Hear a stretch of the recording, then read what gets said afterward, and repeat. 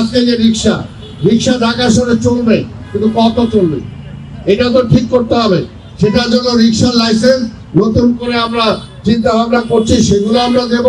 কাজে হকারদের উচ্ছেদ শব্দটা আমরা আসতে চাই না, তাদেরকে পুনর্বাসনের জন্য আমরা বিকল্প ব্যবস্থা করব। সিটি কর্পোরেশন একা পারবে না।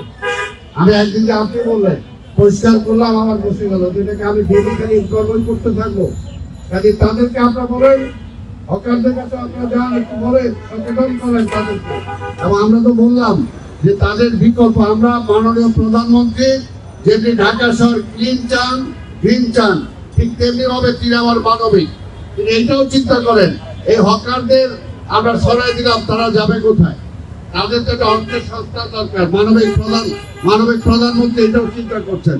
কাজে হকারদের উচ্ছেদ শব্দটা আমরা আসতে চাই না, তাদেরকে পুনর্বাসনের জন্য আমরা বিকল্প ব্যবস্থা করব।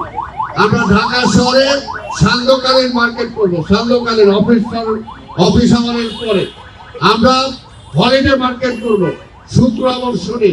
এটার জন্য বিকল্প জায়গা আমরা এক্সট্রিম মশার কয়েল প্ল্যান্ট ফাইবার দিয়ে তৈরি, তাই সহজে ভাঙে না, সুগন্ধিযুক্ত ও নিরবিচ্ছিন্নভাবে জ্বলে। ডেঙ্গু, চিকুনগুনিয়া বাহি সহ যে কোনো মশার বিরুদ্ধে দেয় এক্সট্রিম সুরক্ষা। অলরেডি ঠিক করেছি, সেগুলো আমরা দেব।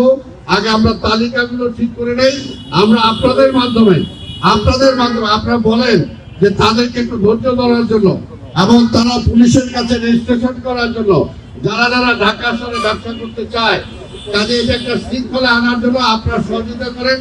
কেউ যেন এইভাবে না বসে পড়লে পুলিশ উঠিয়ে নিয়ে যাবে, এরপরে মালামাল সহ নিয়ে যাবে, তখন তার ক্ষতি হবে। কাজে আমরা সেটা চাই না। মাননীয় প্রধানমন্ত্রী বারবার এই ব্যাপারে আমাদের দৃষ্টি আকর্ষণ করেছেন, আমাদেরকে বলেছেন যাতে গরিব মানুষ এদের কোনো অসুবিধা না হয়, এদের যাতে পুনর্বাসন করা যায় সেই ব্যবস্থাটা রেখে আজকে যে রিক্সা ঢাকা শহরে চলবে, কিন্তু কত চলবে এটা তো ঠিক করতে হবে। সেটার জন্য রিক্সার লাইসেন্স নতুন করে আমরা চিন্তা ভাবনা করছি, সেগুলো আমরা দেব, ক্রমান্বয়ে আমরা দেব, কিন্তু শৃঙ্খলার মধ্যে আনবো। কারো পেটে যাতে লাথি না পড়ে সেটা আমরা দেখবো, কিন্তু আবার ঢাকা শহরটা যাতে সুন্দর রাখা যায়, ঢাকা শহরটা যাতে মানুষের চলাচলের জন্য যোগ্য রাখা, এই একটা ফুটপাথ। আপনারাই বলেন, এতদিন কোনো মানুষের এদের হাঁটতে পারছে? কেউ হাঁটতে পারে না। এটা তো হলো না, তাহলে কিভাবে হবে? কাজে যেখানে যেটা দরকার সেখানে সেটাকে থাকতে হবে।